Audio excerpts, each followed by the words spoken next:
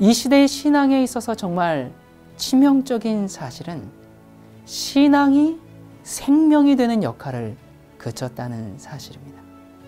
이 시대의 신앙은 참된 복음을 모두 탕진해 버렸습니다. 신앙은 신학으로 동결돼 버렸고요. 교회라는 형식으로 짜여지고 말았고요. 외적인 윤리 조직으로 그냥 응고되고 말았습니다. 살아있는 사람의 경험으로 바뀌어지지 않는 신앙, 그리고 심령 속에 거룩한 능력으로 머물게 되는 그런 신앙은 잊혀진 사실이 되고 말았습니다. 전류가 흐르지 않는 전등은 단지 까맣게 타버린 그냥 전선이 감긴 것에 불과한 것입니다. 여러분, 오늘날 우리가 사는 이 시대는 중단되어 버린 종교개혁을 완성시켜서 성경의 참 진리를 회복하고 초대교회 당시 있었던 오순절 성령의 역사와 같은 그런 늦은비 성령의 역사로 예수 그리스도의 재림을 준비해야 하는 시대입니다.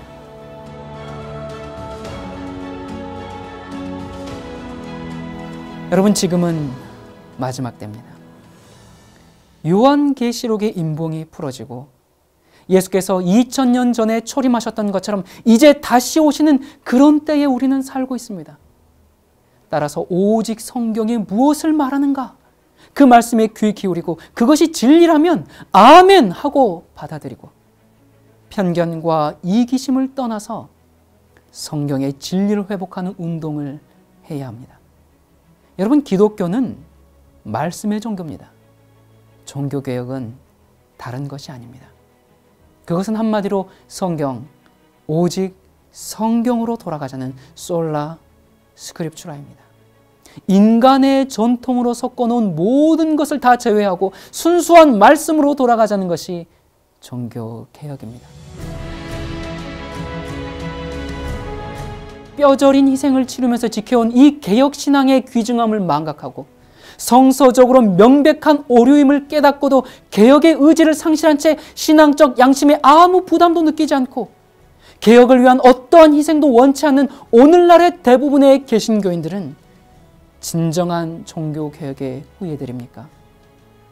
여러분, 오늘날 누가 과연 우리 앞에 놓여있는 이 진리의 맥을 이어가기 위해서 일어설 것입니까? 이제는 여러분이 듣고 보는 모든 것을 하나님의 말씀으로 확인해 보아야 할 엄숙한 시기에 우리는 살고 있습니다.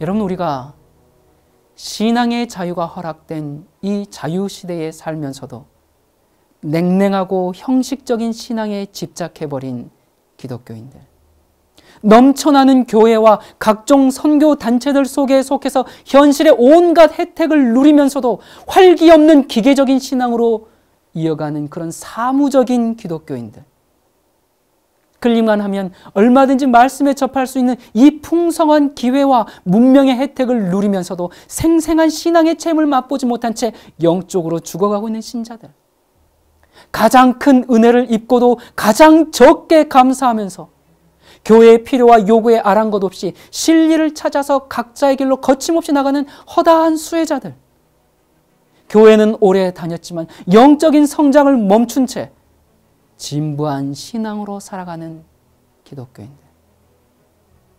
이 모두는 내가 어떻게 받았으며 어떻게 들었는지 생각하고 지키어 회개하라는 이 예수님의 말씀을 개인적으로 적응해야 할 것입니다. 여러분, 짐승의 폐 환란이 임박한 때에 우리는 살고 있습니다. 용이 여자에게 분노하여 돌아가서 그 여자의 남은 자손, 곧 하나님의 계명을 지키며 예수의 증거를 가진 자들로 더불어 싸우려고 바다 모래 위에 섰다고 성경은 기록하고 있습니다. 성경은 마지막 시대에 그 여자의 남은 자손이 출현할 것을 말씀하고 있습니다. 그들은 하나님의 계명과 예수 믿음을 지키는 성도들입니다.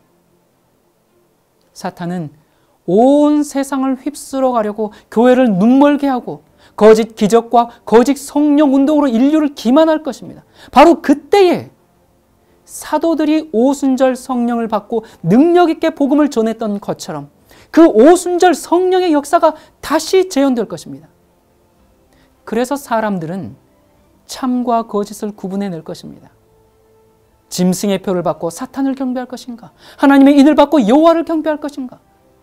여러분, 세상에 존재하는 모든 사람들은 자기가 섬길 자를 택하게 될 것입니다. 예수님의 증인들이 준비될 때 우리 주님께서는 당신의 백성을 찾으시러 이 땅에 재림하실 것입니다.